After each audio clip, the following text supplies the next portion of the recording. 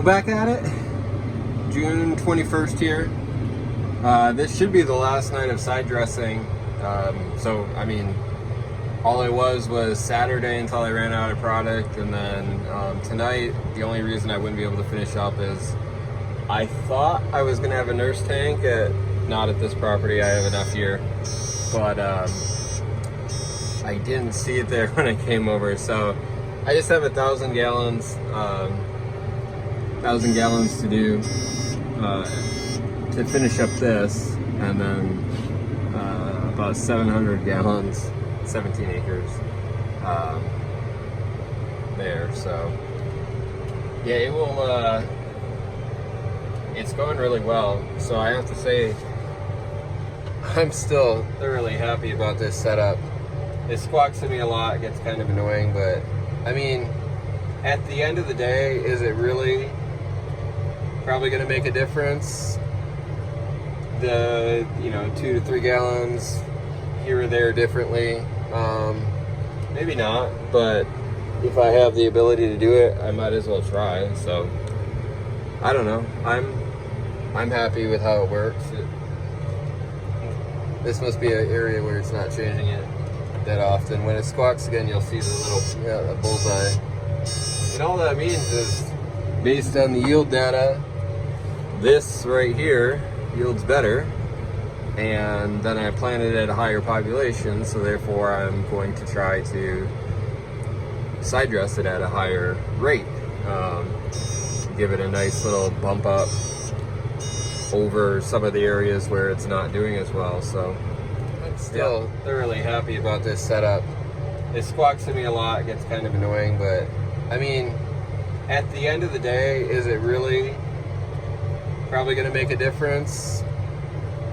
The 2 to 3 gallons here or there differently, maybe not, but if I have the ability to do it, I might as well try. So I don't know, I'm happy with how it works. This must be an area where it's not changing it that often. When it squawks again, you'll see the little bullseye, and all that means is, based on the yield data, this right here yields better, and then I planted at a higher population, so therefore I'm going to try to side dress it at a higher rate, give it a nice little bump up over some of the areas where it's not doing as well. So yeah, I'll see if I can turn this around and talk while I'm the few times a year while combining the same, where it's not auto steer. I have done in years past, but I don't know, I don't have a problem driving with it right now. So yeah, it's going well. I really like this. Added those 3 gauges at the top, so then I can see. I just double check that the boom's got the pressure.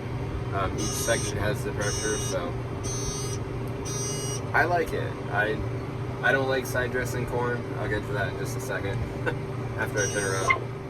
Okay, so I'm not a fan of side dressing corn. My mom and I talk about it quite a bit too, because my dad, he didn't side dress, but he did all the spraying. My uncle did all of the side dressing. He did all of the planting, and then did all of the side dressing, chopping and hay. My dad, he would do field work if needed. My one uncle would always run the disc and run, if it was using the 9200, he would be using that. My dad just kind of filled in when it came to tillage, but then he would do all the pre-merge spraying, and then he would do all the spraying that was necessary for the Roundup Ready corn. They were pretty standard at doing a pre-emerge and then always going back in with Roundup. Towards the end, they started to hit or miss, but that was more of right around that time was when Roundup Ready corn was really taking off. So there were years of getting a field cleaned up. So they would always, that would just be how they did it. It's pre-merge and then go in with Roundup really didn't necessarily always matter, but for the most part, the field did need cleaning up. For anybody that has a dairy, that's kind of the thing too. Is when you spread manure, it just, I don't know. That was the way. But yeah, he would go in and spray, and my mom would always say like he didn't like going in, and I hate it too. You know.